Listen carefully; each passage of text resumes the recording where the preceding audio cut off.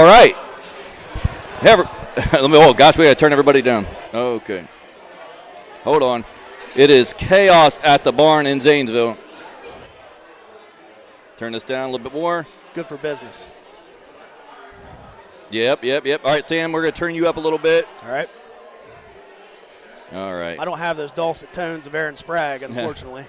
All right. We'll try to be a little professional tonight. Got to speak from the diaphragm. Gosh, I got to turn myself down still. I think you sound all right. Check. Sorry, we are checking on live air. All right, we are live at the barn tonight. And for a special occasion, Sam, we are here for the Major League Baseball draft where John Glenn graduate Colt Emerson is expected to go in the first round of the draft. I'm Aaron with Storied Rivals. This is my buddy Sam Blackburn of the Zanesville Times-Recorder. He's been doing it for a long time. In fact, Sam and I have been at this so long that we used to travel to nearby professional stadiums to interview the one and only Jay Payton. Yeah, we did. Zanesville's, Muskegon County's last first-round draft pick. What year was that when Jay Payton out of Zanesville High School and Georgia Tech was taken, Sam? 1994, 29th overall.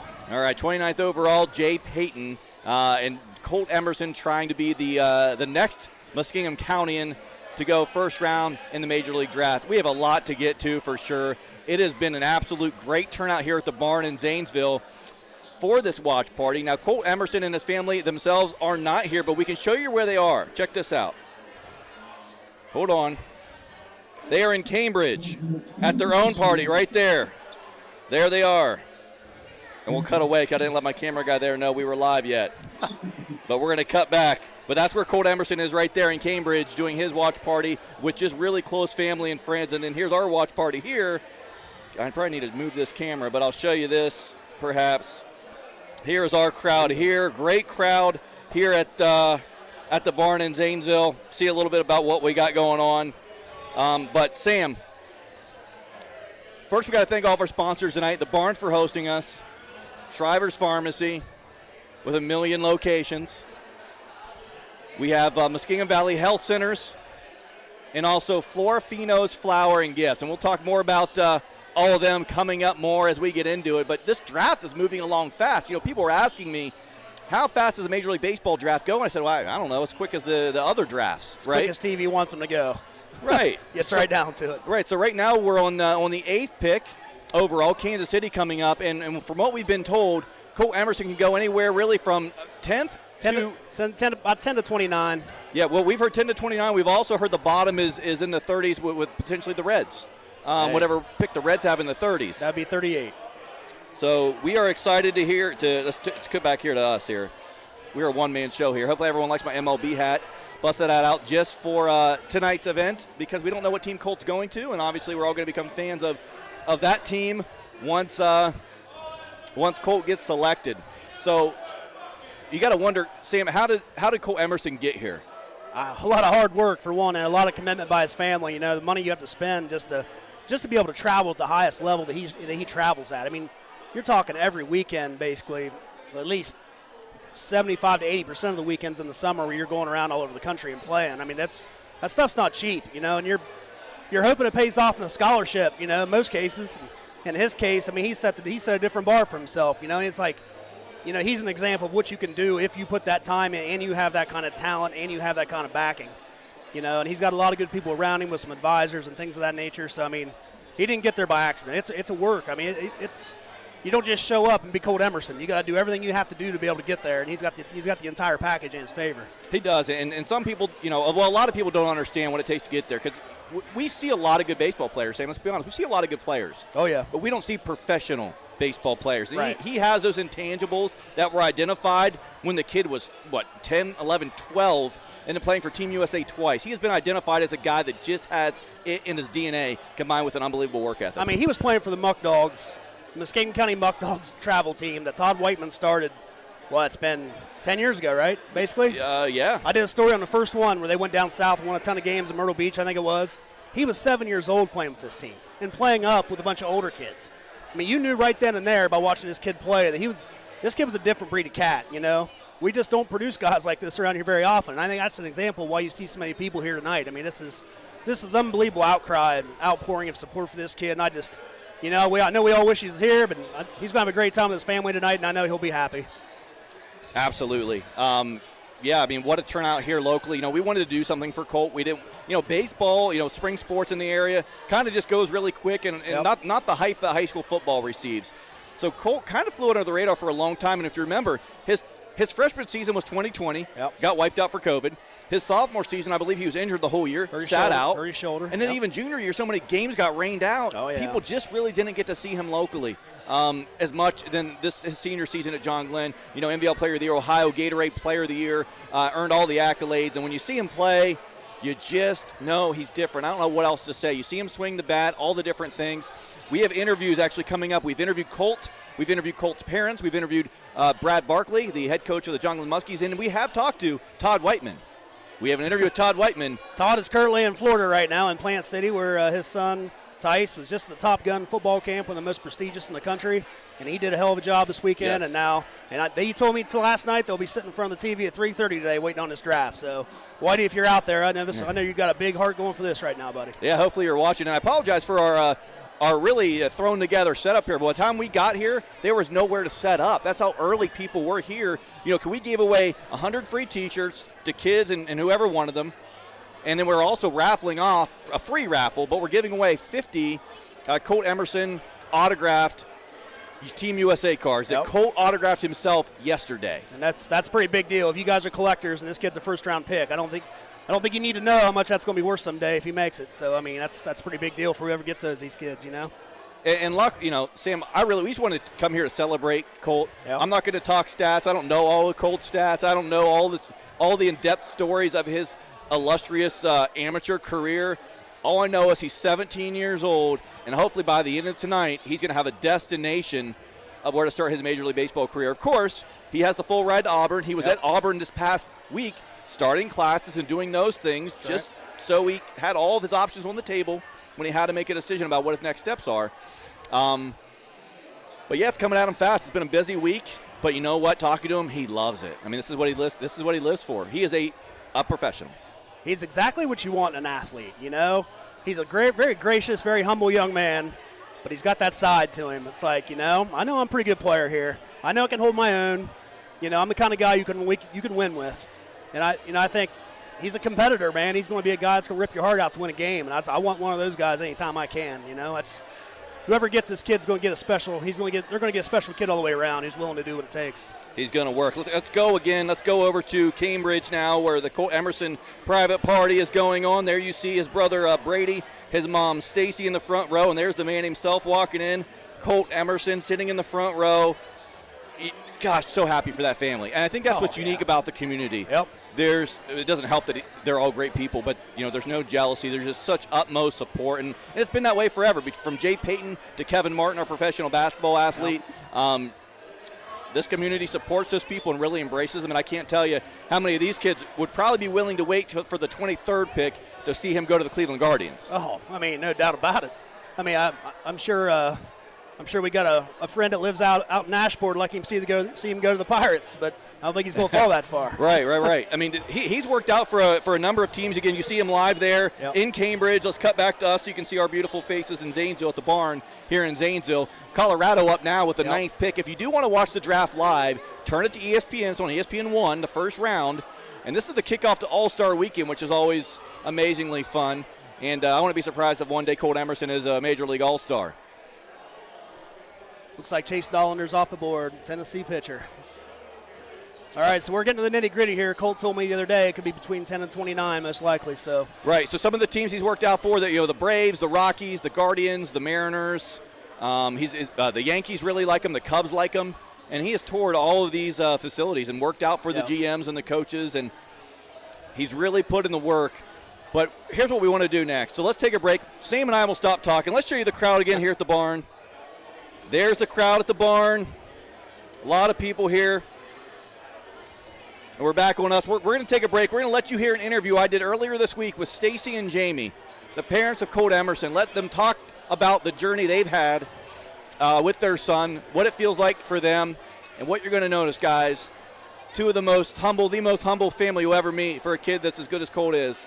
unbelievable people. Here's an interview I did with them earlier this week, and really take a listen to what they say, because they've done everything right to this point. Joined now by the parents of Colt Emerson, Stacy and Jamie, to talk about their son and, of course, the Major League Baseball draft. Thanks, guys, for taking the time. It's kind of a busy week for you, huh? Yeah, it is. It's just a little bit anxious to get it here and get it over with. Yeah, so just tell me, what are you guys feeling right now as parents? Obviously, we're all proud of our kids, and you have 3 kids, and they're all great in their own ways. But how proud are you right now at this moment, and knowing the work that Colt has put himself through to give himself a shot here this weekend to be a Major League Baseball player?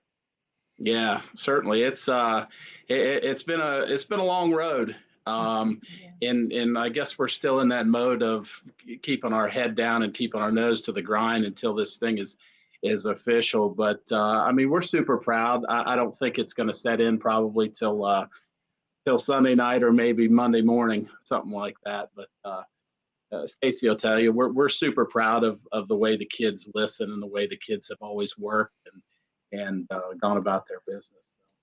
Yeah, Stacy, how do you feel? Anxious, definitely. I'm waiting. I'm ready to quit waiting. It's been a long year for him, but we're so proud of him and everything that he's accomplished this year.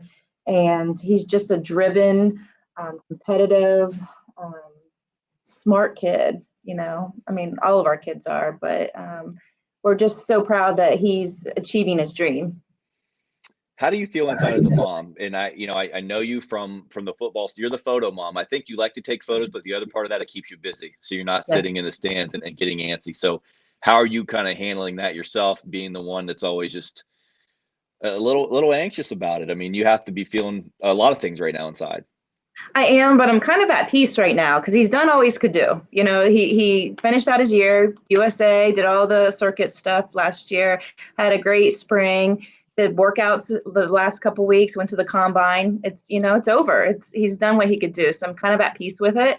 Like I said, I'm just ready to quit waiting and just to know which direction he's going to go on Monday, Right. Jamie, I love you guys as parents and what you've done. I know Stacy, obviously a little bit more than yourself, but as parents, you've never pushed your kids. That's pretty unique. And the fact that he's turned out the way he has on his own without you saying, Colt, go do this, go do that. I think that's pretty special. Just talk about your approach to, I guess, developing a professional athlete and how it's worked out for you guys and that style of just, if he loves it, he loves it. And clearly he did. Yeah, sure. I mean, it was one of those things from early on, we were lucky because we could see talent. And so that part of it was there. And along with being talented and being good at a sport naturally, the kids are going to be more inclined to enjoy it and want to do it. But, we made clear from the get-go that, hey, this is for you. This is not for us. We're not living, trying to live vicariously through you and do something that, maybe that you don't want to do. So we basically told them from the get-go is, hey, we're going to do whatever we can do to make your dreams come true. As long as you do your part, which your part is, control the controllables, have a great attitude, work hard. And as long as you're enjoying it, we're going to do everything feasible that we can do to get you in the right spot to succeed. So I guess with those two things kind of coming together, I feel like we've held up our end of the bargain. And I feel like the kids, and especially Colt too, has held up his end as well. And it's just really kind of worked out. There's no real template for it. We didn't have a template. It's just, go with your gut and do what you think is right. Above all, be a good person and work hard, and that's going to get you a lot of places. Yeah, it's worked out well for him. Stacy, talk about the sacrifices that your family has made, and even Colt, and what Colt has made personally, and on a personal teenager level to get to this point. Your family's done a lot of traveling, a lot for all your kids. But what are the sacrifices your family has made to make this a reality? And who else? Colt, I know he has worked tirelessly to put himself in this spot. Right. I mean, it's really Colt who sacrifices a lot. He sacrificed every summer of being home with his buddies, doing the kid thing. He was gone pretty much every summer for the last 5 to 6 years. His big sacrifice this year has been, missing homecoming, missing football games, missing a lot of his fall to live out his dream. So that's where I think it's been more of him. I mean, obviously we've sacrificed time and money and all that, but that's why you have kids, to do that type of stuff with them. And so we were happy to do it. So. Yeah. So cool. Jamie, growing up, you've been around the game your whole life. Your older son Brady played ball. You played ball. At what point did you really think the Colt was different? Where you thought he is exceptional. He's better than just your average little leaguer that's really good in his local town. That there's something that could carry over here. When did that kind of sink in for you? Yeah, I mean, you could. This is going to sound odd and kind of cliche to a lot of people, and maybe a bit unbelievable, but you could see it very, very early on. I mean, you could see it in his swing. You could see it the way he would throw. You could just tell. I mean, he could watch a game as a young 3-year-old kid, and that sounds crazy, I know, but he would watch a game, and you could, whether it was him emulating, the guys playing, or whether it was just a natural born, intuition to be able to play the game, not only physically, but mentally. The baseball IQ has always been there. And again, that sounds crazy to say that, a kid that's 5 years old, has baseball IQ, but honest to goodness, I mean, it's always been there. And I guess a little bit with having, the background in baseball, that maybe I have, and what was passed down to me, maybe I could recognize that, maybe at an earlier stage than maybe someone else would. But at the end of the day, it was pretty apparent, and you get a lot of feedback from a lot of the other parents, a lot of the other people that understand the game too. And when they're telling you at 3 that, hey, you can't wait till he's in the majors, we're going to come watch him play, and you kind of laugh it out and ha ha ha. But at the end of the day, other people could see it too. So I mean, with that reassurance, you kind of feel like you're not too far off track with your beliefs and what you're seeing. Stacey, what was Colt's senior year like for you, just to see him one last time with his buddies, playing in the high school hometown uniform, knowing that his future was pretty well set from all the other work he's did, and this was just time to have fun? What was that like, watching him out there one last time as a potentially an amateur, and just playing with his buddies that he grew up with? Right. It was good. It was fun. It was nerve-wracking because we did have scouts here every game. And of course we wanted him to perform as best as he could. And he did what he needed to do. And what I'm proud of him the most is his leadership, and how he led the team, and just being a friend, a good teammate, and a leader on the team. I think that's what I'm most proud of him with this past spring, not his stats or any of that. It's just how he conducted himself on and off the field with his friends, with his teammates. That's what I'm most proud of. And then, of course, having Jamie as his coach, I'm sure he can say a little bit more because he's coached him all the way up through. So I'm sure he's got a little bit more details about that. But that's what I'm most proud of him for this past spring. Jamie, what was it like? You got it. I don't think I would call it a taste of fame, but everyone knew about Colt by this time senior year, right? So they knew, and there was some heckling, and people were really proud when they got Colt out. What was it like just to see him handle, I guess, the first local pressure, perhaps, of just what that was like, and how he helped his teammates, but then also how he kind of carried that spotlight for those couple months during the season? Yeah, he's kind of been on in front of the spotlight for a few years, and I mean, ever since he was 12 and played on the U.S. team, and got a taste of going overseas and winning gold there, and kind of all the way up through, he's been kind of away from the area and having to perform in pressure situations. So he's really good at not letting any kind of feelings show. And really going out there and performing under pressure. I will say that when you're playing locally, there's much more pressure.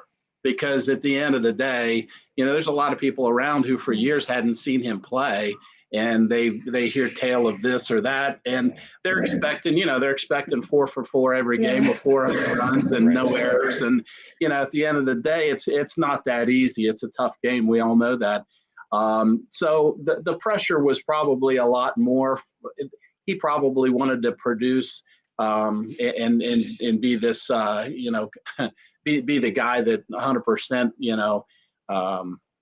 succeeds in front of everybody that's local. That way they can say, okay, yeah, it's all true. But he with the success he's had on the road and in front of all the national the best players in the nation, basically. I mean, his full confidence was there. It's just one of those things that, yeah, you get the you get the people on the other teams razzing you, and you get the overrated chants and the this and that before you even take the field. So, but he it goes in one ear and out the other with him. He's able to do that because I think because he has confidence in himself, and also he knows where the end of the tunnel is. He knows what his goal is. So really, any other noise around him, it just kind of goes in one ear and out the other. Well, the common theme between talking to Coach Barkley, his former coach, Coach Whiteman, and even Colt himself is the confidence. He doesn't seem like he can be rattled, and he's so confident in the work he's put in that he's going to succeed. Where does he get that from? And do you guys see that on a daily basis? Does that give you confidence in him, that knowing that he's going to have a shot no matter what he's doing because of the way he carries himself? Yeah, 100%. I mean, anytime you've played as long as he has, and you've played against the competition that he has, and you've had not just success, but almost more success than anybody else, and when you're considered to be one of the best players in the country, I mean, how can you not have, some type of confidence in that? And it's one of those things. It's almost second nature to him, and he goes out and just performs, and he expects to perform. He's tough on himself. And sometimes he's really tough on himself, and you'll never see that. Excuse me. You'll never see that on the field. I'll see it off the field, but at the end of the day, he's got a ton of confidence in himself, and he, just from our experience of watching him play, it's always he never cowers in the moment. In all the big stages that he's been on. And so that leads Stacy to believe that every time he goes out there, he's going to succeed. He's going to come through in that moment. He really hasn't let us down yet. So until that time, we'll just keep on with what we're doing. Stacy, you and I have talked a little bit, over the years. And what I'm most impressed about you guys as parents is it's not even impressive, but the fact you guys don't talk about it. You don't need to tell people about it. Other people will do it for you. And there are a lot of people that aren't like that. They live vicariously through their kids.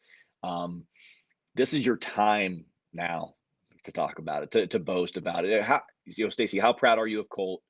I just want you to go in on this because you don't get that opportunity very often. Yeah.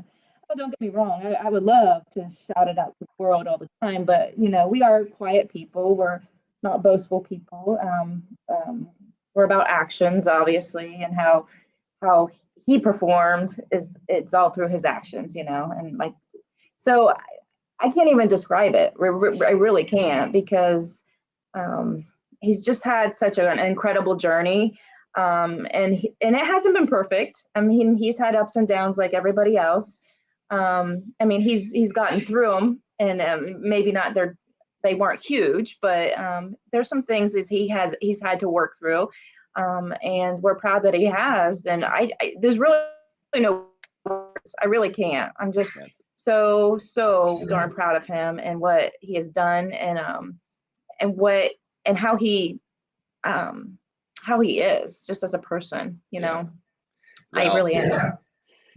Everyone that I've talked to, and that's the first person they say, like, people can't be more excited for him just because of who he is. Like, they want to see him do what he's doing. And we're so thankful for that. And we're so thankful for the community and their support and them rooting for him. We may not say it out loud.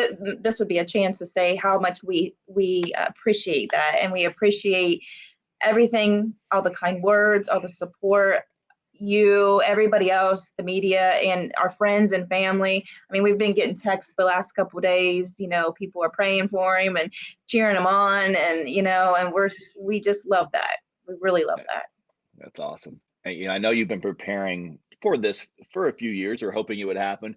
But Jamie, recently you got to go around to some pro stadiums with Colt and do, I guess, what you call a showcase and work out. What was that like for you as a dad, seeing your kid step in those box and smack it out, out of the stadium, man, home runs in front of people, and it really had to feel real in those moments. Yeah, no, I mean, super amazing. I mean, to be able to travel to those locations as venues and be right there on the field, not only on the field for BP and ground balls and that kind of thing, but you get the tour of the stadium. They're in the locker room. You get it's the whole thing from A to Z. So, man, it's kind of unbelievable, and sometimes it was kind of surreal that you're standing in these ballparks, and some of them, it was a workout just for him. So he's the only guy on the field. He's taking BP at Chase Field and hitting balls in the pool. And I'm sitting there going, he's looking over and smirking at me, and I'm going, that's like the coolest thing, is you're sitting there next to the GM and the scouting director and all these guys, and they're asking you questions. You're talking to them like like you've known them forever. But yeah, to look out there and to watch him be able to do that and to perform like in front of those people is for a lot of guys wouldn't be easy to do, but you'd never know it. I mean, he's got a smile on his face. He goes out there and he does it. And everybody that we went and did workouts for, and there were 7 teams. I mean, everybody was more than impressed. So that's kind of a pivotal thing there with those workouts, because really it could be the difference between literally millions of dollars, whether you perform or you don't perform, at those things. So, he did what he needed to do. And as a father and parent, I mean, how many people get that chance to stand on the field and watch their child do that? I mean, it's absolutely amazing. Love it. Yeah, I love hearing those stories. Just in what everything that goes into this process, because this is a special moment in time you guys are getting to experience. We'll get this thing wrapped up, but I certainly appreciate your time. Draft night, it's here. He gets the call. I assume they're going to call him before the pick. You don't really know what's going to happen now because so much is in the air, but I assume before he's picked, you're probably going to get a call. How excited are you for that moment when it actually happens? I hope I can hold it together. You probably won't be able to, I would guess. Yeah. I don't know. I don't know what we're going to do. I really don't. That will be the finale. I mean, I have no idea. Again, I hope I can hold it together, because it's so much work and so much time and so much effort and so many years. And it's like, man, this is one of the stops along the way, but it's one of the big, milestones in that journey. And so when this one hits, it's going to be like, wow, finally, made that stepping stone. Now we're certainly got to hold it together and go on to other things. But at the end of the day, this is kind of the culmination of a lot of hard work and sacrifice for all of us. Mm-hmm. So I bet it's going to be relatively emotional. Yeah, for your entire family, everybody. It's going to be, cousins, uncles, all of New Concord, all of Cambridge is going to be pretty exciting every lead for you at the same time. So appreciate it. Enjoy the moment. Enjoy the ride. Hopefully it's a long one for your family. Thank you, Aaron. Aaron, thank you so much. I appreciate it. Okay. All right. Good. Testing. And we are back at the barn in Zanesville. And you're looking live right now at Colt Emerson and his family over in Cambridge at their private family and friends draft party. We're at the barn in Zanesville, but you are looking live at the Emerson family. There's Brady, Colt, Stacy, and Jamie, and Colt's sister Sophie and grandmother sitting in that row behind. A lot of people cheering on Colt. And as you heard in the interview with Colt's parents, if you don't know they're good people yet, you know now. And if you don't know why Colt Emerson's in this position, you know now. because they laid it all on the table right there. Live looking right there to Cambridge is they kind of thought they might get taken by the Cubs. They went with Matt Shaw with that 13th pick. Matt Shaw, a second baseman, got drafted. The Cubs were interested in Colt, did not end up there, at least with that pick. So they're just waiting for that call, and we'll let you know when that call comes in to Colt Emerson's family. We'll cut to our ugly faces here at the barn. Aaron from Storied Rivals and Sam Blackburn. Great turnout so far. Everyone anxiously waiting. The stress a little bit because the baseball, I don't know how all the other guys work, but I know from what I've read, the baseball one is super closed lip. No one really knows. Things change on a whim.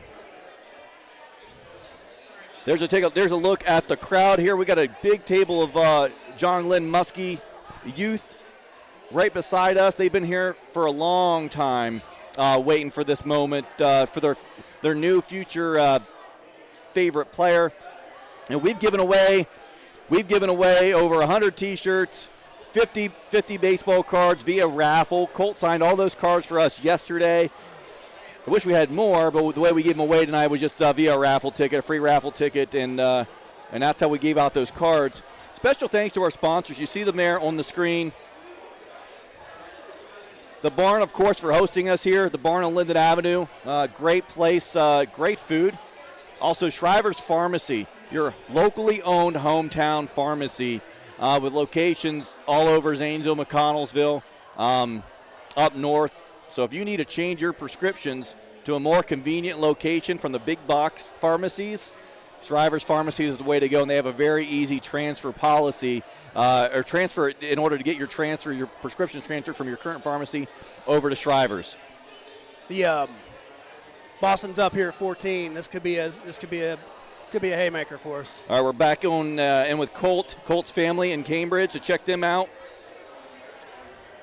As they're waiting anxiously, they still haven't got the call yet, so we're waiting if they get a heads-up call before the pick comes in. But yeah, talking about our sponsors, and then also you got Florafino's. We got Florafino's as one of our top sponsors here.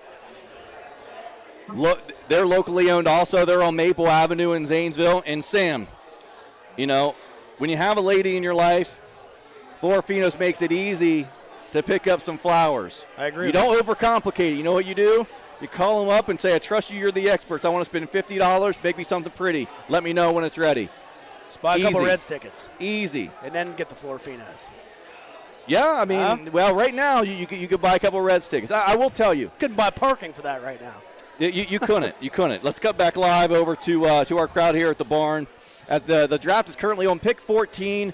The Red Sox are up, but from the looks of it, Colt has not got the phone call yet. We'll cut over to Colt and his family looking on in Cambridge at their draft party. So there's anxiously waiting. See if the pick is in.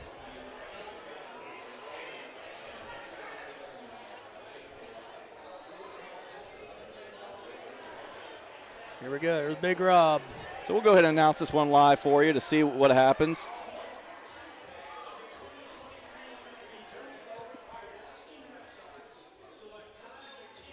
All right, Kyle Teal. Catcher from Virginia. See, Sam knows everybody. Kyle Teal, the catcher from Virginia. So again, another team that has looked at Colt, but did not go with him. They went with the catcher instead.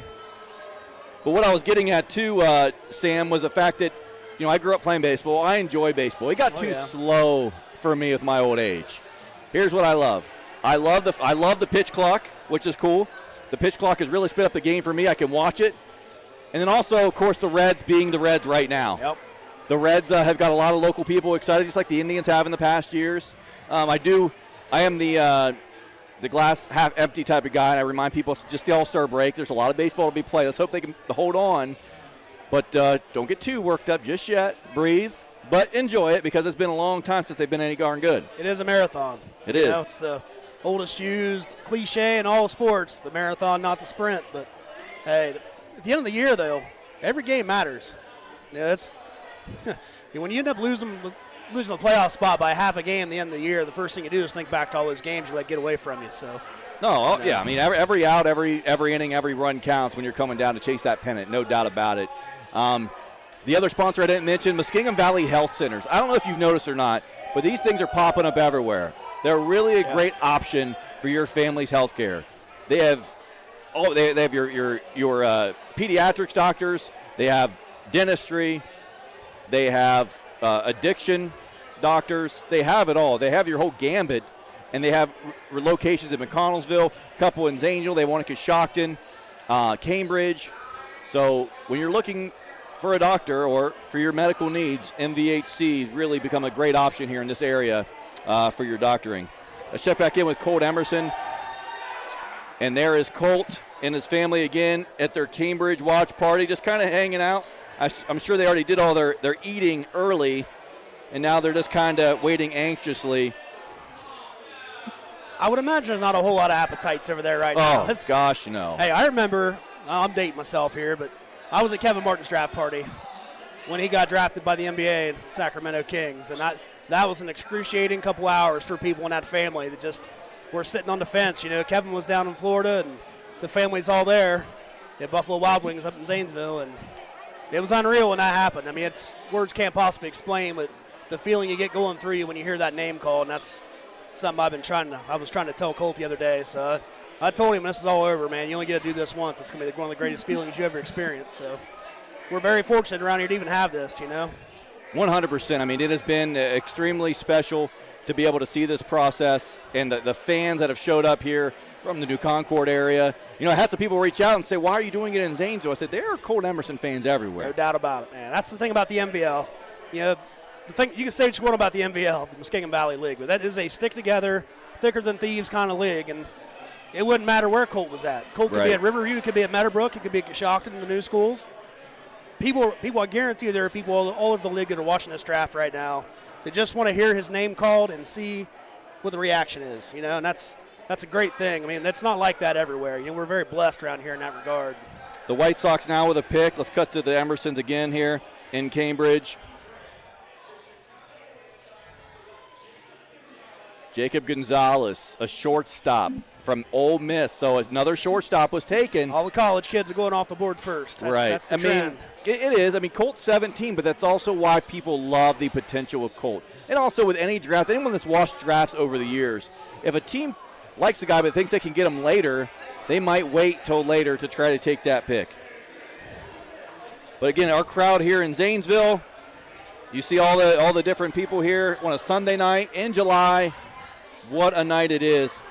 Sam, we're going to take a break, and we're going to hear from Todd Whiteman. So Todd Whiteman is one of the best storytellers you're going to find. Got that right. And he is going to really dive into some of the stories of Colt Emerson as a young kid. So he's going to tell you some good ones and how he knew Colt Emerson was special. We'll cut to that interview right now with Todd Whiteman. He was the founder of the Muck Dogs Youth Organization. Yep. He's a superintendent of Foxfire Schools. He's been around a while, and he's known Colt for a long time. He has some great stories about Colt Emerson. We're catching up with a lot of people that have been involved in Colt Emerson's life, and this guy is one of them. A guy you may know from the local sports scene, Todd Whiteman. He's been involved in all kinds of sports, but your connection with Colt, youth baseball, imagine that. As one of his coaches with his dad, Jamie, in the travel organization you started, the Muck Dogs. Todd, just tell me a little bit about your relationship with Colt and kind of how special he is to you. I know you still have a picture of you and him on your desk from the Muck Dog days. I mean, he's a pretty special kid. Yeah, Colt is, I've been blessed in education and coaching all these years. The relationships are what's really, really special. And there's so many special young men, but Colt's at the top of the list. He's just, ever since he was little, Aaron, he's just been different. The way he carried himself, his focus, his structure, his manners, and really just his love for the game and love to compete. And Colt, when he gave me a thank you card and had a picture, and I said, Colt, I'm going to put this on my desk because someday, God willing, unless barring injury or you turn south and make some wrong choices, I'm going to watch you play on TV, and this is going to be worth some money. And he smiled, and I still have that picture. It's still on my desk. It's out there for quite some years now. But Colt is a special person. You know, I mean, obviously he's a very unique talent that God's blessed him with, but he developed those gifts that God gave him. And Yeah, the maturity level of Colt at a different level too. Even when he was, I'm talking little, 7, 8 years old, to sit down and talk with him it was like having a conversation with an adult. But there is no better young man, and I'm not baseball player or athlete, but just better young man than Colt Emerson. So what ages were you actually able to coach him directly on that Muck Dogs team? What was that time frame? I cut him when he was 7 through he was 10, and let me tell you the first story I ever saw Colt Emerson. So I'm at a baseball camp over Christmas break at Muskingum University, and there's kids, my kid included, they're throwing the ball, and Colt's in there, and I see this kid throw it across the diamond, and I'm like, across the gym, I'm like, holy cow. And he's this little short kid. I'm like, who's that kid? And they're like, that's Colt Emerson. That's Jamie Emerson's son. I said, well, how old is he? And they said 4. And I'm like, no way. Like, I'm watching my own and the rest of them. They're lobbing across the gym, right? And this kid picks up, looks like Derek Jeter. I'm like, holy cow, is that different? And, he was the smallest kid in the gym. And it just looked so different. And from that point, and Brad Barkley and Jamie and I and Mike Young started the Muck Dogs, and we put together a team. And, of course, Colt was younger. He played up. And, man, he was just different, Aaron. It was even at that age. And, it's a bizarre time because people always say, oh, this kid's a beast. He's a savage. He's this and that. And, there's a lot of kids that are advanced at a young age. But Colt was different. He's the only kid I ever said that, barring injury, we're going to watch him play on TV. It was just – it's hard to describe. You had to see it. The swing looked like Ken Griffey at 8, his throws. But it's funny. We won a couple of national championships, but we were in the state tournament, and Colt's 8. He's playing 10U baseball, and he's pitching, right? And we're in the championship, and these 3 umpires come in. They're like, man, your pitcher just keeps getting better as the game. I was like, man, it's a mixture of pitches, and the velocity, man, it's just getting stronger and stronger. And I said, it's not bad for an 8-year-old, is it? And the guy said, 8. I said, yeah, he's only 8. So they called the other umpires in, and first time ever, they wanted they wanted to see his birth certificate. And Colt's the smallest guy on the team. Typically, they want the birth certificate. The kid is real big, right? And they're like, no way, he's only 8. I'm like, yeah. And of course, he had played shortstop and hit the ball all day. And I'm like, yeah, this kid's special. I said, make sure you remember the name. I called him Colt 45. So remember Colt 45 Emerson. Don't ever forget it. And it's just a special kid, man. And so happy for him and his family. Through this whole journey, they've been so humble. They played their cards close to the vest, but they're just really genuine, good people. So it does my heart good to see his dream come true, and also his family's, because they sacrificed a lot for him to have this opportunity. I wonder. Let's hope those umpires are watching that draft on Sunday night. Remember that name. They better remember Colt 45. They probably hear that so often, and even you. You train athletes still to this day in the basketball world, and you see so many different athletes, traveling with your son to quarterback camps. You see special talent. And the fact that from a baseball standpoint, we have Colt Emerson in the backyard here in Muskingum County. Again, I don't know if people fully understood. I think they will when he's maybe an MLB All-Star someday, or again, getting drafted, or seeing him play in the stadiums here around the country. Maybe then they'll finally really understand that it's a once-in-a-lifetime type of kid. Well, I think the one thing people don't realize is the amount of work. He makes things look easy, but he's had a pure love of the game. And, there's kids that like it or blessed with talents, but he loves it.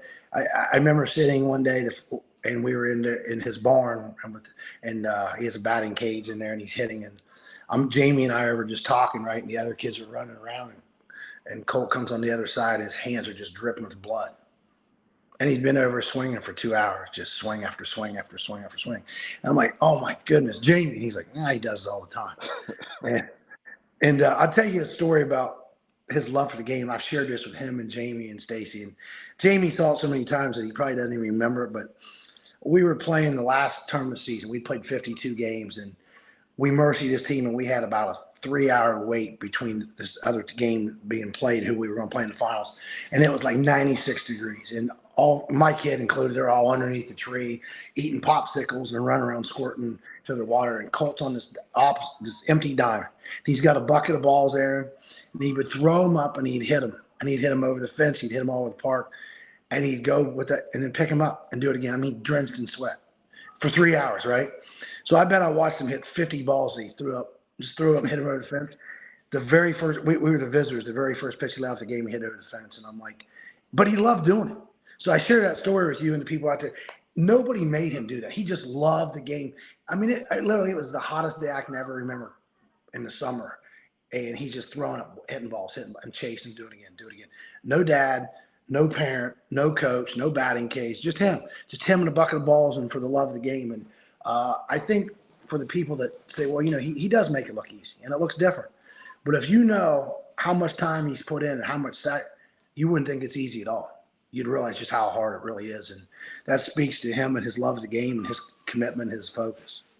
Yeah, I mean, it's amazing to see those stories like that. Those are the ones you remember because it's so different. It's like, that kid is nuts. Like, why is he over there hitting those balls? Like, these other kids are under the tree, and he's over there when he doesn't have to be, and he's just going and going and going. I think that shows his love for the game, which takes it to another level. Just the way he loves the sport, and it's not work to him. It's just what he does. When he made the USA national team the first time for the 12U, which I don't think people have any idea how hard that is. Like, you have to go through a series of tryouts to USA baseball, and he made it. And they bring him in, and then they give him the jerseys, and there's a quick clip, and then they get on the plane and go right to represent USA. And Jamie had sent me a clip from him, and I still have it. It's pretty special, but you could see the pride at 12 years old. He was emotional. I'm going to go represent my country at 12 years old. And again, there's tens of thousands of kids that go to these regional ones, and you got to keep progressing on to different trials. And again, the USA Baseball national advisors select this team, and then he had to do it again at 15, and then obviously last year, the 18U. And just because you're on a 12U don't mean you make it to 15U. And just because you're an 15U doesn't guarantee you're at 18U. So the grind never stops, and that kid just kept chasing and chasing. People had no idea. They're like, oh, Colt's in some tournament over there, and they didn't even know the high level of baseball he was actually playing. Yeah, you're right. I mean, he just kept it up, and he kept improving. He never fell off. A lot of kids early on, maybe they hit puberty early and are stud early, right? But he never. In fact, Colt developed late. I mean, he was the littlest guy. I mean, his freshman year of high school, he was not very big, and then he really grew into a man's body the last couple of years. Well, here's the thing: that he's still not 18 yet. It's crazy. He could actually be a senior this year, so he's really young for his class, right?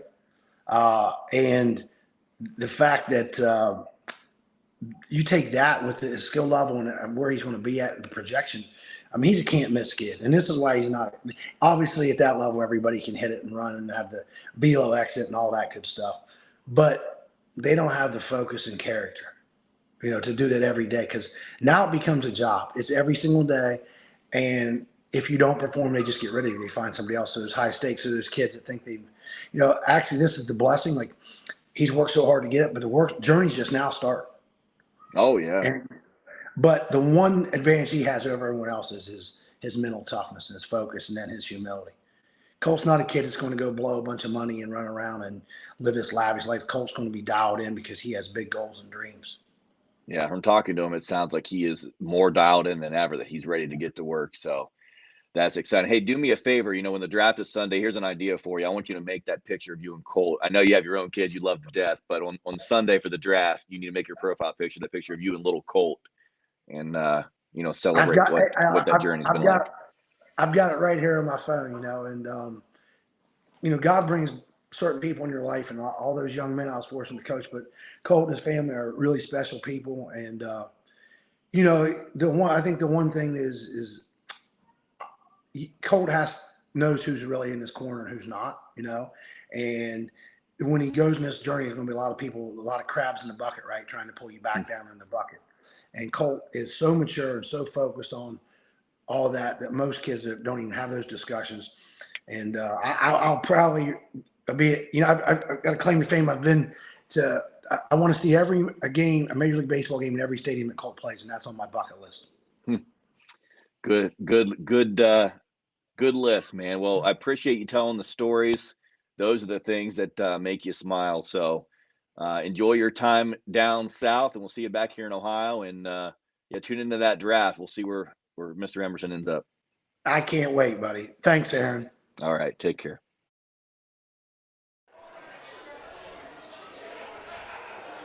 All right, we are back live in Cambridge as we're checking out the Emerson family front row there. Still waiting to hear the name call. We are on pick 18. The Milwaukee Brewers have the next pick in the draft. And let's go ahead and check out our location here in Zanesville. And there you see everyone just patiently waiting. Again, some of these folks have been here since 4 o'clock. They wanted to get a good seat here at the barn, waiting for this selection. Waiting for history, really. And, you know, and Sam, a few teams have went by that have showed interest, have showed interest in Colt, but haven't quite pulled the trigger just yet. But I believe, doesn't Seattle have 3 picks at the end of the draft? And that's a team that absolutely showed interest. So, you know, I would think that if he's there, one of those 3 picks will probably fly off the board. But, hey, these things, man, they're so damn unpredictable. You just don't know what's going to happen. That's kind of what the beauty of it is. You know, it's kind of what keeps people allured. You know, it just keeps you drawn in because, you know, you watch that clock tick and you see players fly off the board and, you know, you start to get nervous. And, right. You know, if these things were easy, really nobody would pay attention to it. So, you know, it's kind of cool, too, like for Colt knowing he's at least a projected, you know, first-round pick. You kind of have an idea. When Chase Phillips got drafted out of Maysville, he was in my graduating class in 1999. I wrote that story. There you go. You know, shows you how damn old I'm getting. He was drafted by the Baltimore Orioles, and that was in a late round. So at that point, you really don't know. You're just told, I think you're going to get drafted, but I don't think you're really sitting around watching the TV, and you're kind of waiting to get a call a couple days later. So in this case, Colt's been told he's going to be a high draft pick. Let's go ahead and watch this. And his family opted to not go to the draft. You know, and it looks like a lot of these guys aren't going to the draft. A lot of these guys are doing their own thing at home. As if you turn on to Major League Baseball, you're going to see quite a few of them staying at home. Well, I'm sure he said it. You know, he wanted to be with his family. He wanted to be around the people that care about him. You know, and I think that's kind of his way of saying thank you more than anything else. Because I mean, he absolutely could have gone out there, and nobody would have blamed him. You know, I mean, that's a once in a lifetime experience.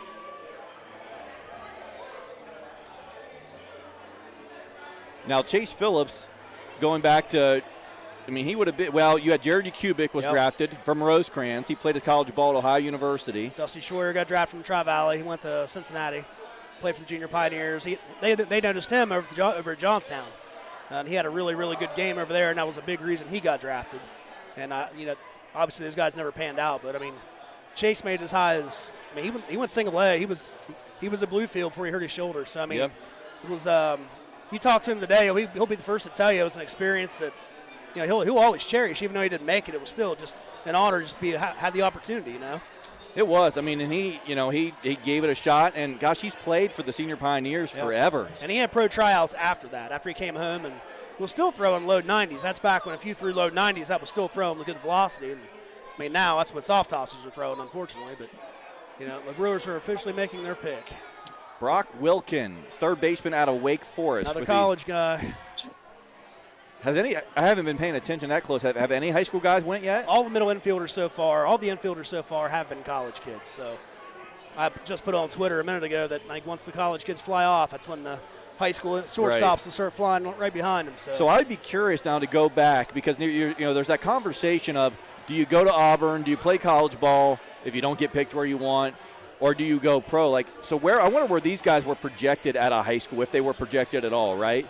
So they went to school instead, or however that worked. I wonder what that's done for them by coming back. But like with any sport, even like college football, you know, when you choose to leave early, you have a pretty good idea you're going to go get paid and be a professional, and you're foregoing that college career to get into the big leagues. You know, I think a lot of it, probably your family situation would probably play a big role too. I mean, you know, if you're a kid whose family struggles, maybe you need the money. You know, if you're a kid, you know, their family's, you know, well, and you know, can handle, you know, handling themselves well, however you want to put it, and the kid wants to take a chance and maybe taking a bigger flyer and make a little more money down the road, maybe you wait. So, you know, the good thing is having the option. You know, that's what one thing Colt's going to have in his favor is he can make his own choice and really has no pressure. You know, as he told me, he's like, you know, there are no bad choices. You know, he's in a win-win situation no matter what. So, Like I said, I can imagine what he's going through right now. That's for sure. That'd be something. Now, it was kind of a cool sight this year at John Glenn, Sam, how many games there were Major League Scouts at. You know, Major League Scouts just continuing to analyze. And let's be honest, they weren't seeing if he was going to go 4 for 4 against Philo. That didn't matter so much. Right. They're looking at all the other intangibles. This is a big investment for the franchise. They're looking at, body language. They're looking at just his mechanics and how he's fielding the ball and how he's making plays. So they're looking at all those things, and it's been neat to see. And I've had people ask me, like, is he that good? I mean, he only hit 4 something. It's like, it's just different, though. It's not the stats. It's definitely not the high school stats. And anyone that's, at this point, outside of football, every other sport's pretty much getting scouted and recruited in the club season. In the summer. That's exactly right. Into the summer or during that time frame.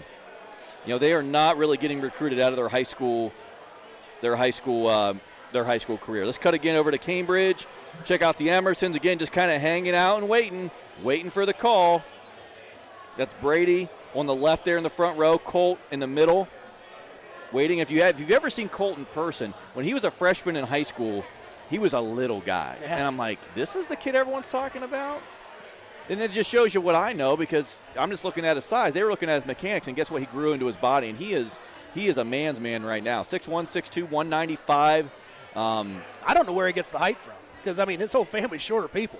So you're right. It's kind of like, Kevin Martin he's 6'7", his entire family is 5'11". So it's like, you get that one kid that gets that recessive genetic, man. All of a sudden you got a horse in your hands. For sure. So we're going to go ahead. Let's see. What else can we talk about? We are on pick 19.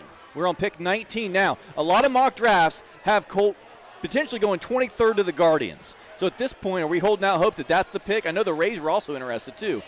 So, but I know quite a few mock drafts had the Guardians at 23 taking Colt. It's and I'd say, if you look at the way that they approach the game in Cleveland right now, they want guys who can put the ball in play, that aren't all or nothing swingers, that are good infielders, good athletes. I mean, he fits what the Guardians like to do offensively. So that would definitely be I think that would be a very ideal fit for him. And there's obviously the lower in the draft you go, the better organization you're going to. That's the flip side of that. You look at the teams that are going to be picking now in the next 7 or 8 picks. Those are all good teams, and I don't think he can't go wrong anywhere he goes if he lands any of those. Absolutely. Well, we're going to go ahead and take a break here. Not a break, but we're going to cut to an interview we did with Colt high school baseball coach Brad Barkley. 21 years at John Glenn. He's coached some good ones, but obviously none quite as good as Colt Emerson, who we're still waiting to be drafted into Major League Baseball. Brad Barkley up next, talking about his guy Colt, and he's coached him a long time. You'll hear more from Brad Barkley here coming up. Now by Brad Barkley, Colt Emerson's high school coach at John Glenn High School.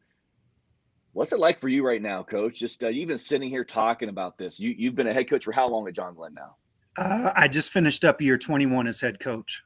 So you're 21. Yeah. And I would guess that Colt Emerson's probably number one on your list as athletes you've coached. Yes. And the thing about it is, before him, there's quite a list. But now he is top of the list, yes. And as far as shortstops go, we've had some good ones. You could throw a Wes Carter in there, Luke Kleinhofer, Aaron Bates. You could throw a lot of those guys in there, Jake Hagan. And now he is definitely top of that list. Absolutely. Well, before we get into too many details, just for you, I just want to ask you, you've known Colt since he was a little guy, a long time. You've known his family for a long time. What's this been like for you, the journey of all the excitement that's come with him, not only this year, but just the last few years? And what's just that been like for you to kind of be part of that in a way? Exciting. People say to me all the time, they're like, hey, congratulations. And I said, listen, I've just been along for the ride. I said, I'm just happy for a kid that I have seen since he was 4 work his tail off in this game that's possibly now going to finally get rewarded. And honestly, rewarded either way. If the draft works out, great. And if not, he's going to go play in an SEC school or at an SEC school that is great. I mean, going to Auburn, he's got the best of both worlds. And to watch him grow as a baseball player and as a human being, wow, it's been a great journey. What makes him different? Because You know, I've been around professional athletes. You've been around professional athletes. Professionals are different. They Mhm. just are. What is it about Colt that is just flat out? You can't even almost put it into words because he just has it. Well, and you're right. It's hard to put into words because you could say work ethic, but a lot of those guys have work ethic. You know, that's why they're going, or that's why they're where they are, is because of the work ethic. And his work ethic is great. I mean, there was times he would call me during the winter on a snow day and say, "Coach, you going in to work out? Can I come?" Yes, sure you can. Um, Plus, he's hitting all the time. He's throwing the ball all the time. He is working on his craft all the time.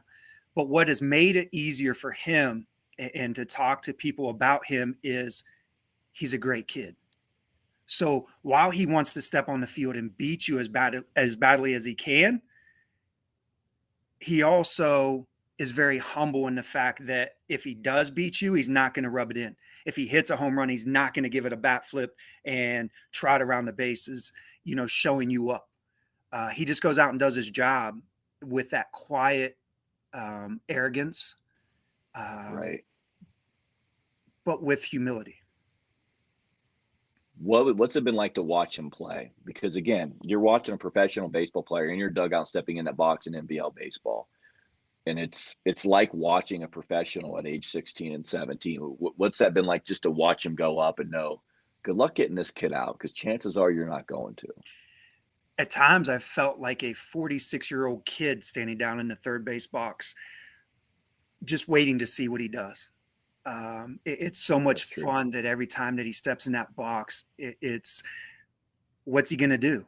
How hard is he going to hit the baseball? Are they going to throw to him? What are how's he going to react? What's going to happen?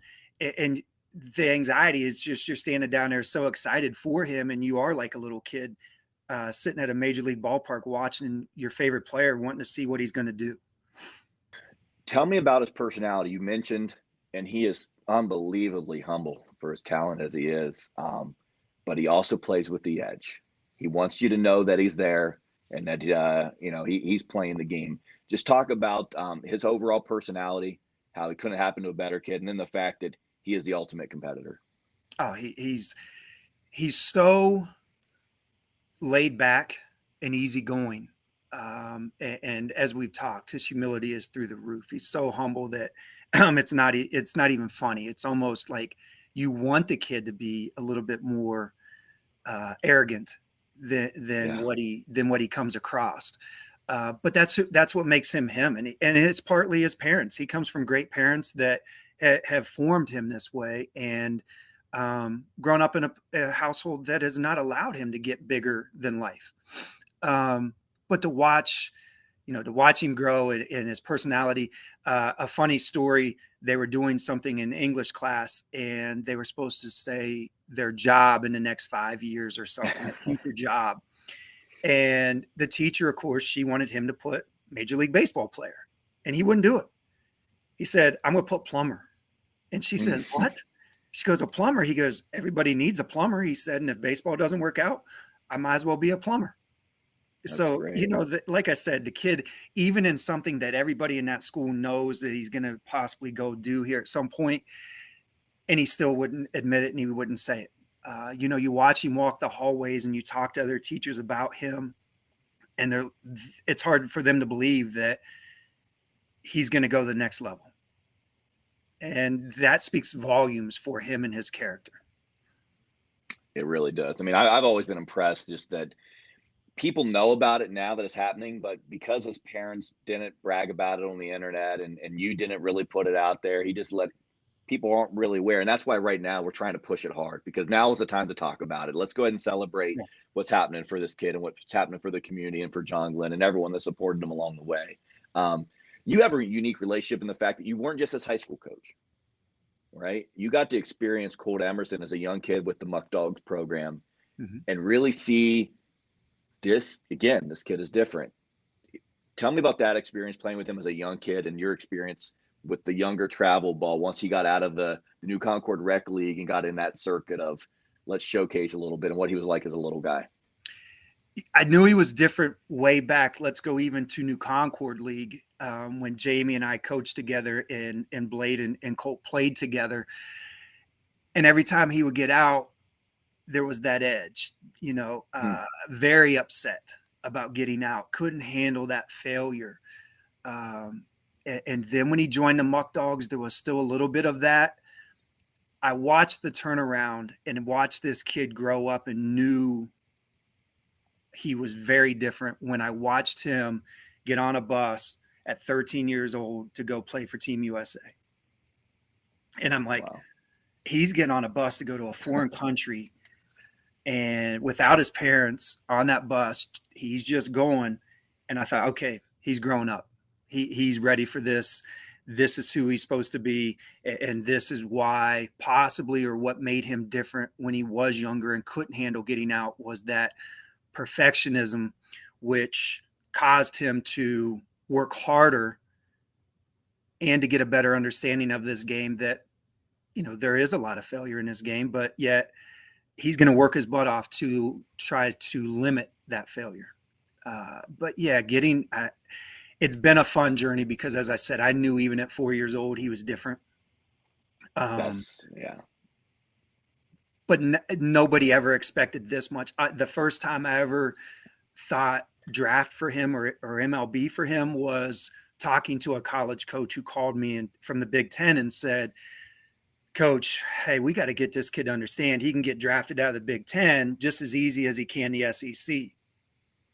And that's the first time it kind of hit me. And I sat back and thought, oh, this is real. This could possibly happen. This is awesome. So, yeah. Wow. Yeah, yeah. I mean, I think it's a combination, obviously, of DNA and then just the want and the work ethic. Hit on the work ethic.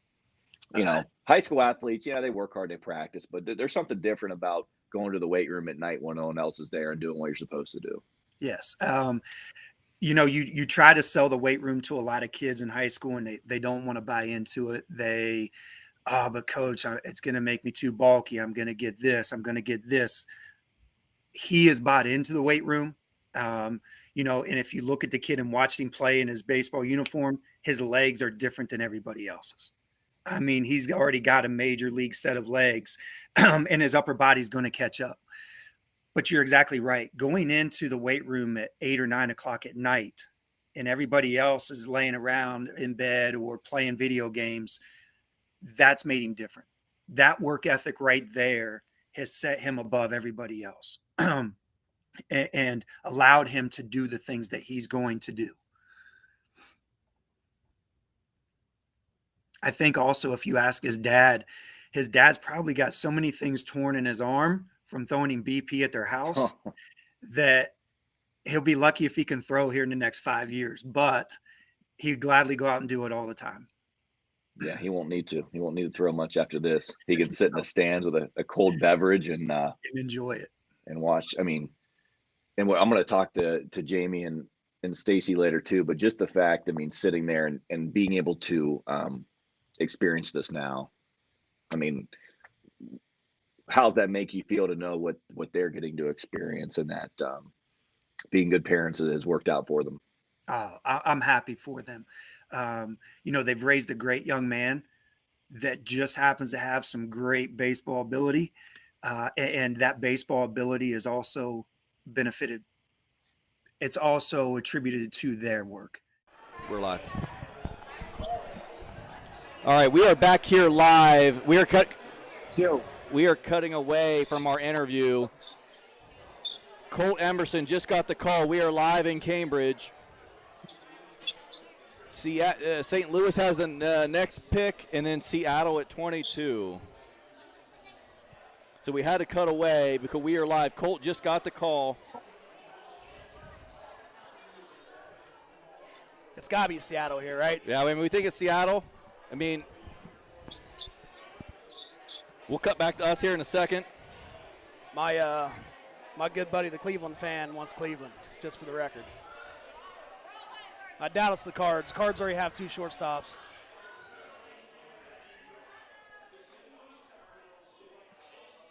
All right. It's got to be Seattle then. Seattle or Cleveland. So Seattle has the 22nd pick coming up. And the Reds are going to trade up and get that pick from Cleveland, and we're going to have a rivalry again. Right. So sorry we cut away from Coach Barkley's interview, but Coach Bark will be all right. He'll deal with it. Yeah, we had to get in here. I don't know about you. The hair on my arms is about ready to start standing up here any time now. We got it. This place is gonna erupt. So we're trying to do it all, multitasking here at the barn. Thanks for everybody for watching. Thanks to our sponsors, John Glenn, Colt Emerson. He's only 17 years old, a shortstop.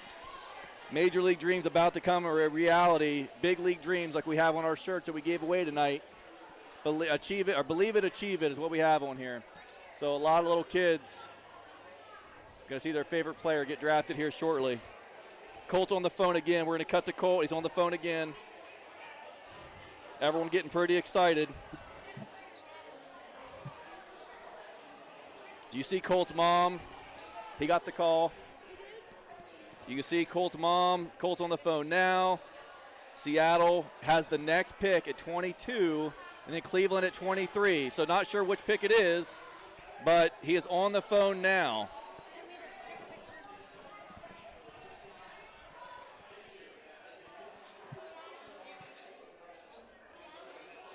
But hold on, let's see. This place is going to go nuts. Sorry, we're kind of – you see Colt, his head's down. He's saying prayers. He's being emotional, which is what we expected.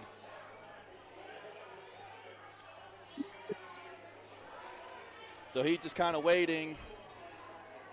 Yeah, our guy, Will, over in Cambridge says he thinks it's Seattle. He thinks Seattle has the pick. Seattle is going to take Colt. We're live on Colt Emerson in Cambridge right now, holding the shot.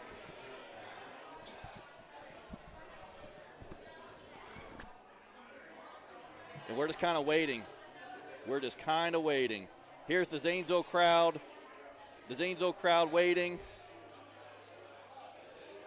Everyone congratulating Colt. I mean, put yourself in Colt's shoes. Been playing the game since he could walk.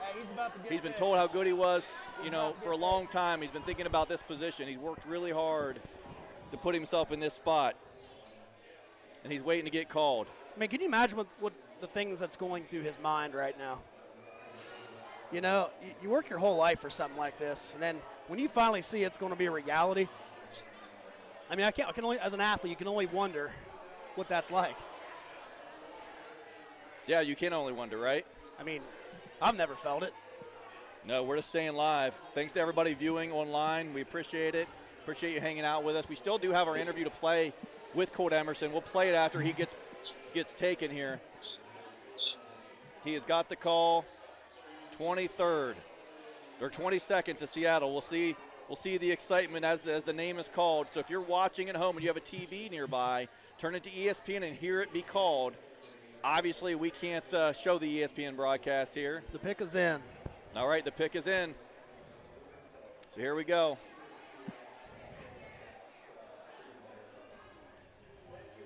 I'll tell you, man.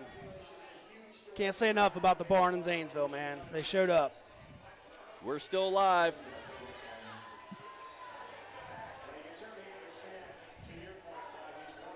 We're just sitting on Colt Emerson here in Cambridge. We'll take another shot of us here at the barn.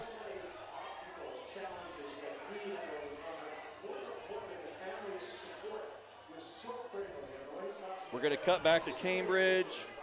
The pick is in. Everyone's just waiting with the anticipation. I mean, I think us Ohio folks would like the trip to Cleveland, but I guess Seattle will be all right. Seattle will work. They've turned up the volume here, so you might be able to hear it through our speakers. You might be able to feel the hair on our neck standing up, too. Well, especially knowing that he got the call, so knowing that it's coming, so we're able to prepare. Colt's mom getting very anxious, as expected.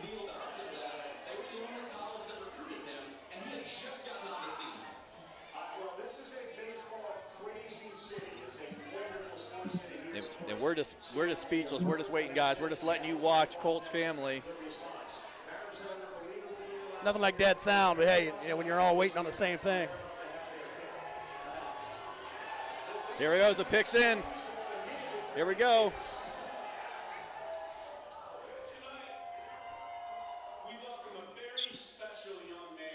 All right, they're delaying it a little bit, but listen through our speakers. Who is an unbreakable And we're going to be live. We're going to start talking as soon as the pick comes in. They're just delaying it.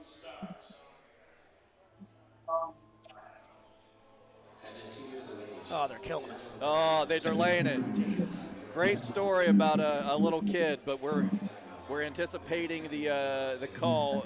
A lot of people filming the TVs here at the barn. We'll cut over to us here in Zanesville. There's our crowd here. Here's me and Sam being nervous. Hi. Yeah. They're not nervous, just excited. Just so excited for Colt and his family. And everyone watching with us here. Anyone in the MVL. Wonder how quick we can buy a Seattle Colt Emerson jersey. Sam recording the atmosphere is, again, there's a Mariners montage going right now. And who didn't grow up rooting for the Mariners in some way with the kid, Griffey Jr.? I mean, we're all Seattle fans at heart, right? Hey, I'm old enough to remember that 95 game against the Yankees when Griffey scored a game-winning run. Back before he pulled his hamstring every other game. Yeah, there's a crowd view of us here at the barn, and we're going to cut back to Colt and Cambridge. There we go, kids. All right, here we go.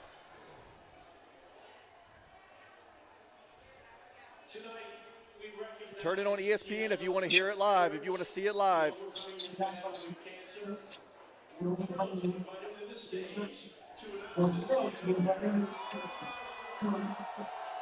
All right. So we're going to have a guest announcer for Colt Emerson. Here we go.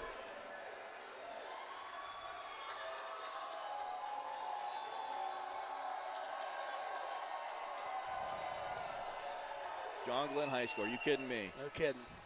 With the 22nd pick of the 2023 MLB draft, the Seattle Mariners select Colt Emerson. There it is. There it is. He's picked. He's picked. Colt Emerson going to the Seattle Mariners. And that's a live look in at Cambridge as Colt is celebrating with his family.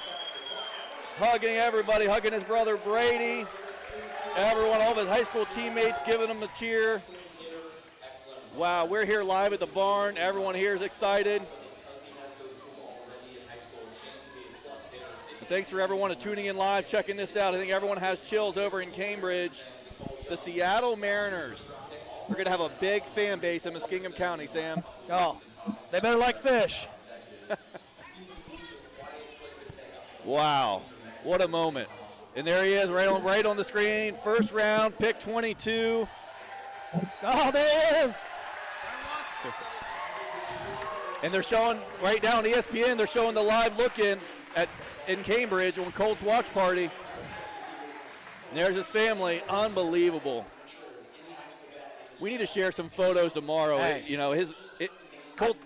I said at the beginning of the year, my first introductory column for spring sports, I was like, you better enjoy him while you got him.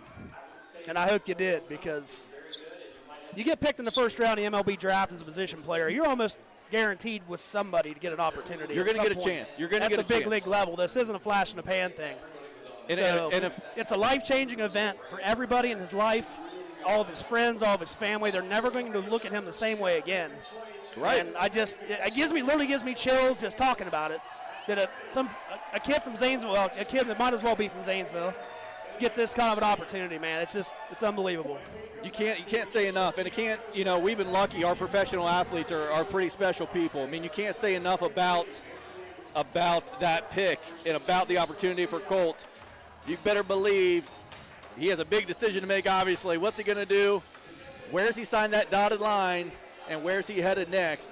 Because he's going to go play professional baseball. Probably PCL is my guess. Somewhere out west. Absolutely. Rookie league out west. But I mean,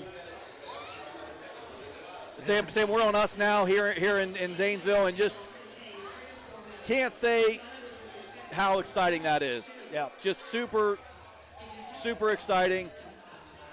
Thanks to Colt's family, how generous they've been with us throughout his career. Absolutely. And, man, these kids are freaking pumped. This is a moment these kids will never forget. And that's why we did this event here tonight, Sam. It wasn't about anything else other than we needed to make sure these kids in this community got to experience this very rare thing. And he could be, it may be one of these kids that's the next one. Well, I mean, if you just never anything- know. I mean, it happens. Well, if anything, maybe it'll motivate them to work hard enough. Motivate them to work hard enough to try to give themselves a shot. We're back here in Cambridge, checking out Colt on his phone. His phone's probably blowing up. All his high school teammates, his buddies, in a very private party there in Cambridge. And we're just glad to be over here in Zanesville again. What a crowd of people we've had here to support Colt. And I'm happy that everyone can go and take their kids home at a decent bedtime. Oh. You know, because some of these families have been here since 4 o'clock, and I was kind of concerned this thing was going to go till 10 or later, and it's at 9 o'clock now, so pretty good timing. We've been live only since 7:45. I mean, we might have been telling stories from the road here in another half hour, so, I mean, I don't think people want to hear about that stuff. No, but look, Colt Emerson drafted 22 to the Seattle Mariners. I guess I better just buy a Mariners hat tonight. You know, I bought this MLB hat just to fit the mood. I'm like, I'll give the MLB some money, all right? But now, a good reason to wear the teal, to bring back the teal.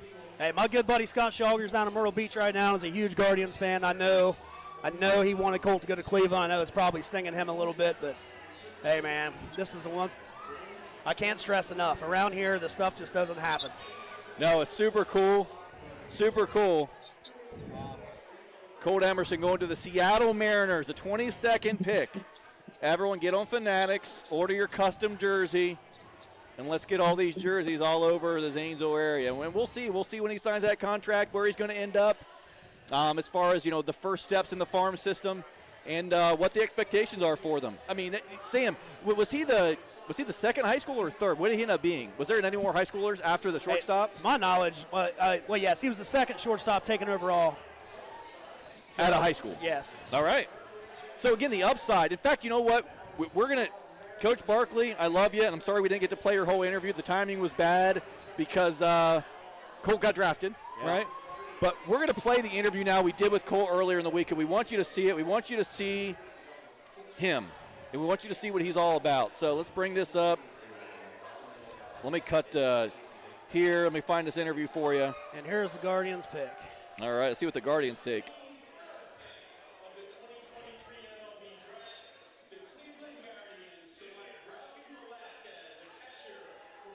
Gotcha. Little Ralphie. Wasn't there a... Well, and you got to wonder, Sam. I wonder would Cleveland have taken Colt if he was there? I mean, we've heard that the Yankees were going to take him if he was on the board. Cleveland, of course, Seattle. Yep. I mean, I personally didn't realize Seattle had a 22nd pick. I knew they had some picks at the end of the draft. I didn't realize they had the 22nd pick. But that was just, like you said, it was bone-chilling when he got that call and you saw everyone getting emotional. That it was actually going to happen. I've been there. I mean, I was in Kevin Martin's private draft party, man. I know what that's like. I mean, it's, like I said, I had chills just knowing. You think back to all that stuff, man. It's like, again, it's just a life-changing event in every way possible. You know, you go from just being a high school kid who's pretty good to now being one of the most famous people in Guernsey County. Absolutely. That quickly. You know what I mean? For sure. And I'm sure that, you know, he's going to make the most of his opportunity. That's the thing now. Now this is going to be pretty fresh for now, but he's going to wake up tomorrow and it's going to be business time. And, you know, that's when it's going to be up to him to prove his worth. And, you know, if you know anything about Colt, that's definitely in his mojo. So, again, this is just an unbelievable opportunity for him and his family. All right, Sam. So let's so we're going to go ahead and cut to this interview with Colt Emerson. I did this when did I do this? On Wednesday. So he wasn't real sure what was going on, but he knows now. He's going to Seattle. This interview was beforehand. Let's check it out. And yeah, hear from Colt Emerson. Stay tuned. Don't tune away yet. John Glenn High School graduate Colt Emerson, class of 2023, now chilling at Auburn right now before the Major League Draft on Sunday night, kind of preparing for what's next in his baseball future. Colt, thanks for joining us, man. It's been a long journey for you in your baseball career, and pretty big weekend coming up. Yeah, thanks for having me on. I'm excited. So what's it like for you right now? I mean, flat out, like, this is something you dreamed about as a little kid. The Major League Baseball draft is here. Your dreams could come true. Your life is about to change in a number of ways. Just what is your mindset right now, knowing the draft is here?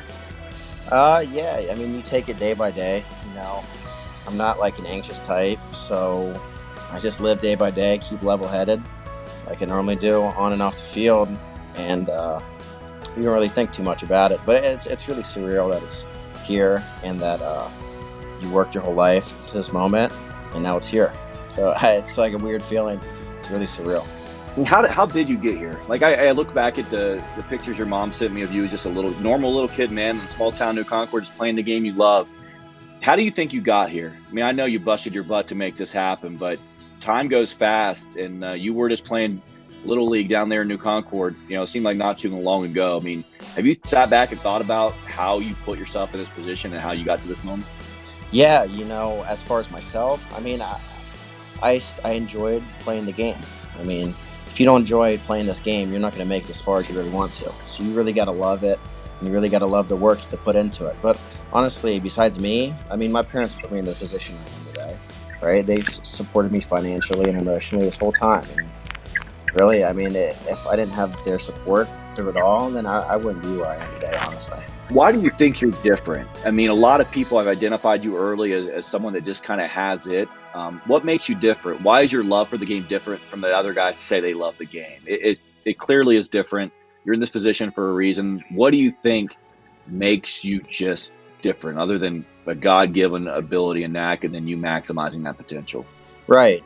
And I think realizing from a young age, this is what I want to do, and there's no second thing I want to do. This is my first love through it all. You're realizing that young has helped out a lot, and also, I mean, nobody loves the game more than I do. It's hard to describe your passion for the game, but it shows in how you go about your stuff and how you work off the field. I mean, working in the weight room, working on your craft is a giant one too. If you ask anybody who was around during these last few off season, nobody compares, especially around town, about how hard I work, and it really shows. I mean, I understand, I get it, because I know. I mean, I think I know what it takes. But how can you explain to people what the sacrifices you've made? You've missed a lot of things. You spent a lot of lonely nights in the weight room by yourself, just doing what you needed to do. Just kind of describe that for kids listening and other people that are trying to maximize themselves in any part of life, how hard you have to work, because I know people have no idea the life you've lived since you were little, right? To just put yourself in this spot. Right. I mean, honestly, like they weren't lying. They weren't kidding when they said it takes hours and hours alone, working hard. But once you realize this is what I want to do and this is what I love, it's honestly easy, right? If you fall in love with progressing as a person on and off the field, I mean, it gets really addicting. And if you're an addictive person, it helps out a lot. But I mean, I saw it, especially in the off-season lifting. I saw my body progressing. I was getting stronger, and I just got addicted to it. You can ask anybody around in the high school. I was just full on going in the weight room, nutrition, sleeping. I was completely serious about it, and I mean, it shows, honestly. Because honestly, I wouldn't be in the position I am now if I didn't have the off seasons I had the last 3 years. Because of the work you put in, how does confidence come into play? Confidence is number one. You can't let you can't make the pitcher more than what he is. You can't make the pitcher less than what he is. Every single day, it's a constant. This guy's not going to beat me, and you go up there with the mindset that you're going to get a hit every single time. And on the other part of that is how you respond to it, because you're going to get out. It's baseball, right? Everybody gets out, and if you respond to it bad, you're just going to keep getting out and out, and you're going to eventually go in a slump. But I mean, I don't slump because I don't let things affect me, right? Especially this year. I mean, there was guys chirping me from the other dugout, and fans and stuff. You can't let that bother you, because I'm in the situation that they want to be in, so they're gonna try to dismantle you at any time, right? So you can't let that affect you, or they're gonna win. It's me being competitive. Right. Now, at the same time, I've heard and saw people getting their picture with you before and after games too. So they might have been chirping, but they wanted to make sure that they had a keepsake from the future major leaguer. Oh yeah, they chirp you, but when it's time to say it face to face, I mean, I get it, but I mean, we're kids. I mean, it's funny at the end of the day. You don't take it too seriously. It's not personal. It's just funny. Right. Describe what your off season was like, man. You gave up senior year of football, and everyone was excited to see you play football, and the fans were disappointed, your teammates were disappointed, but it was a tough call, man. You missed out on that. I mean, just talk about the sacrifices you've made along the way. You're eating, maybe skipping out on pizza night. Just describe more of those sacrifices, if you will, that now seem like nothing to you, but at the time, it's been a process. Right. I mean, every summer since I was 12 years old, I was gone in the summer. I was gone playing somewhere else. I didn't get to hang out with my friends every single day in the summer like normal kids do. And I wouldn't change that for anything. I love my friends. I love the boys. But, like, if you have a dream to achieve, you're okay sacrificing some things. Because once you achieve that goal and you're there and you made it, you can always have time to go hang out with them and do this and do that. So sacrificing wasn't a problem because of the passion I had for this game. It was an easy choice, just like not playing my senior year of football. You know, it was hard at start, but as it went along, you know, it was easy because I realized if I would have played football, then I would have missed out on this opportunity, Team USA, right?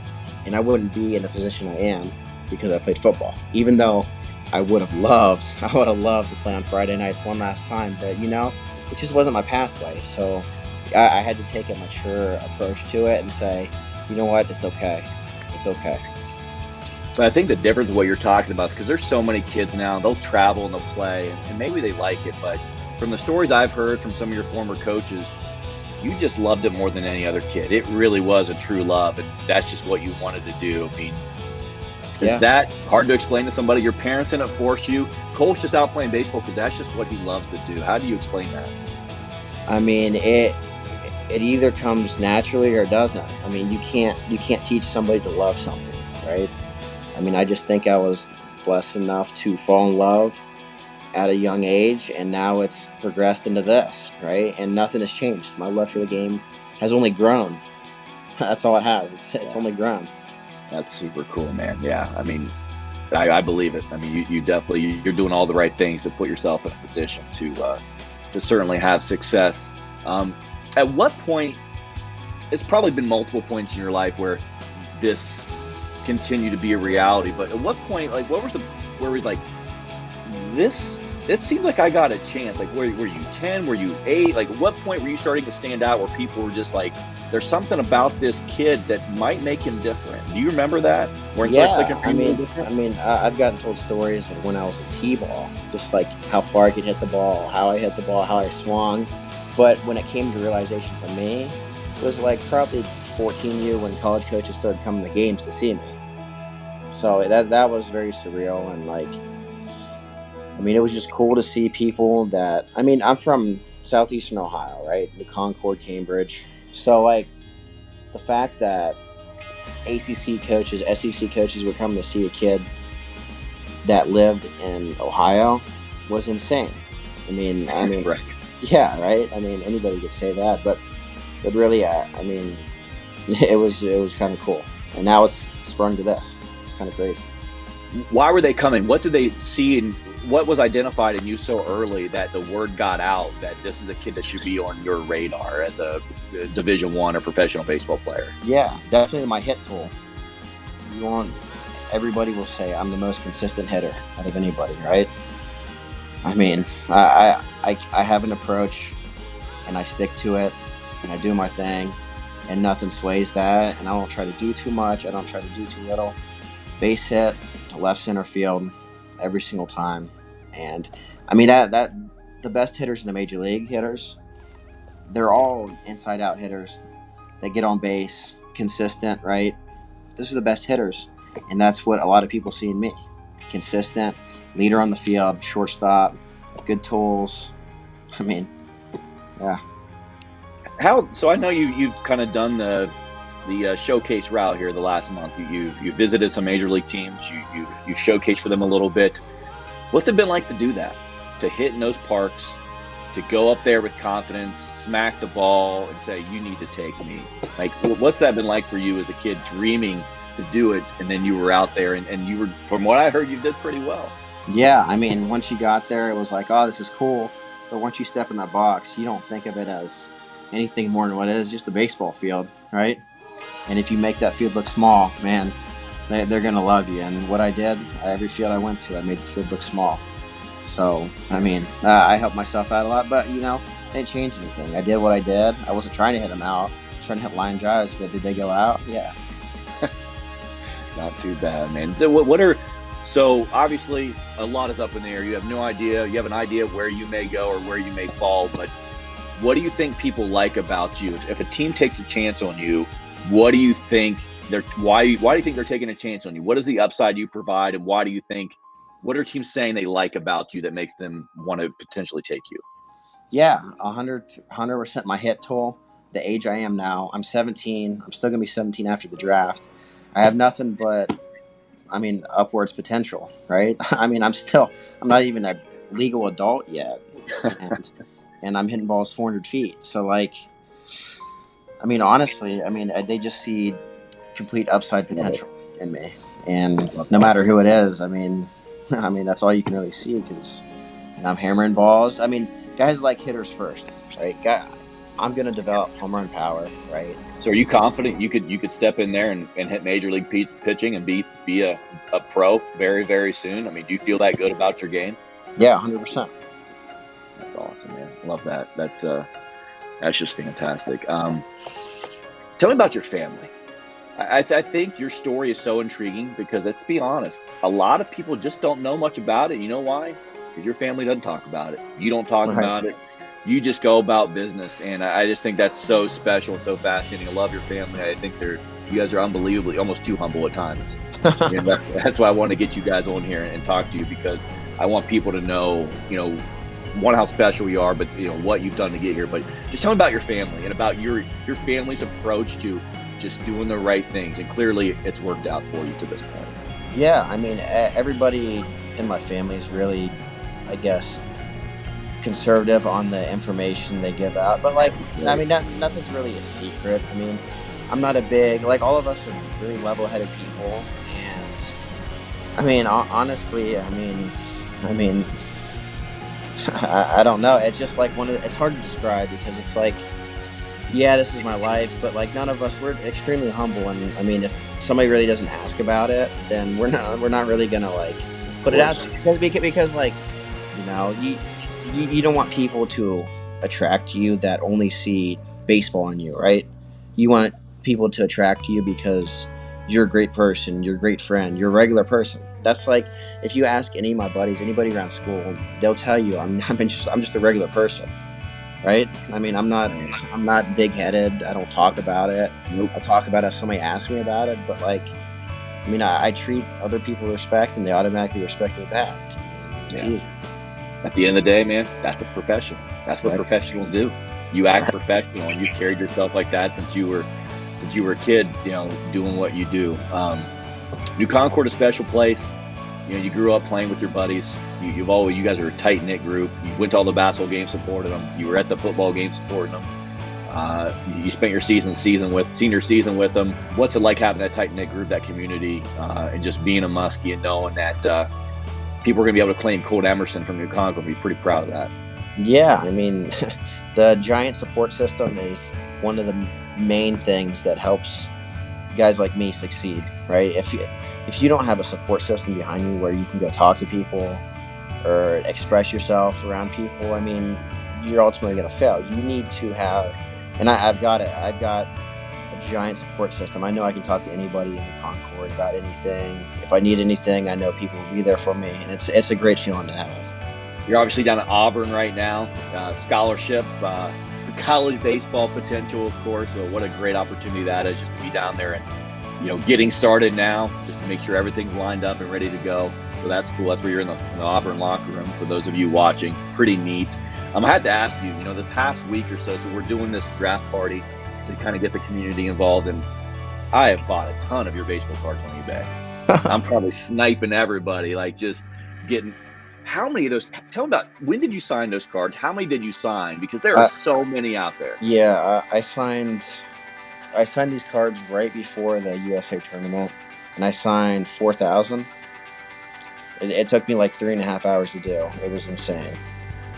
But I've seen some pop up from when you were 14, also starting to pop up. Yeah, I signed, I think, 2,000 then, and then 15U I signed more. There's a lot of them out there because every USA event that I did until 18U, from 14U to 18U, they had you sign those cards. So, I mean, it was nuts. Well, I don't know if you've checked lately, but one just popped up, a 1 of 1, the knob of your bat. Did you see that one just pop up? No, I have not. Check. No, I don't check. It's going for $400 right now. Jeez, I wish I had that one. Right, and then there's another one right now that is the Wilson patch from your glove. That one's the one that's been on there a couple of weeks as well. I did buy a $90 one. Did you? Yeah, so I mean, they're up there. Wow. They're up there. Wow. It's a good investment, I hope. You can make that a good investment. Yeah. I mean, if you're going to invest in somebody, I hope it's good. We believe in the Muskies, man. We'll get this wrapped up here in a second. The first thing is, what advice do you have to kids, man? So many little kids play baseball. So many kids look up to you, and they're hopefully going to be watching you for years to come. What's the advice you give to kids about playing the game? Because clearly you've done it the right way for a long time. Right. I mean, honestly, if you love the game, you can achieve it even being in a small town. You know, in Southeast Ohio, we don't have the best resources, right? There's not always a batting cage you can go to, but if you really love the game, you find a way. I mean, and that's what I did. I mean, it's going to take a lot of work. I'm not saying it's going to be easy, but like, if you really love it, this is what you really want to do, you're going to find a way, just like I did, and it's going to go great for you. So don't give up hope just because there's not that great of resources. It's 100% doable, right? Yeah, I mean, you're definitely living proof because you're just a normal kid at a normal school. They just love the game of baseball. I mean, flat out. Exactly. So, say it's draft night. It's here. Are you nervous? Are you excited? Are you emotional? What's it gonna be like to get that call? We're taking you. Be ready. Like, have you thought about that moment? And how long have you thought about that moment? I've not thought about that moment yet. I'm just right now. I'm trying to get my work in down here at Auburn, get the workout in, hit, field, do what I do. But when I get back home, man, I'm gonna be so anxious because like, there's not too many things that can that distract me in Concord, Ohio. But I'll find a way. I'll be anxious, but you know what? At the end of the day, it'll come and it'll pass, and then it's time to go to work, no matter where it is. Love that. Hey, it's been fun watching you grow and hear the stories of Colt Emerson for the last few years, and more than thrilled to see where this journey ends up for you. And of course, we'll be rooting for you throughout what we hope to be a long Major League Baseball career. Thank you. I appreciate it.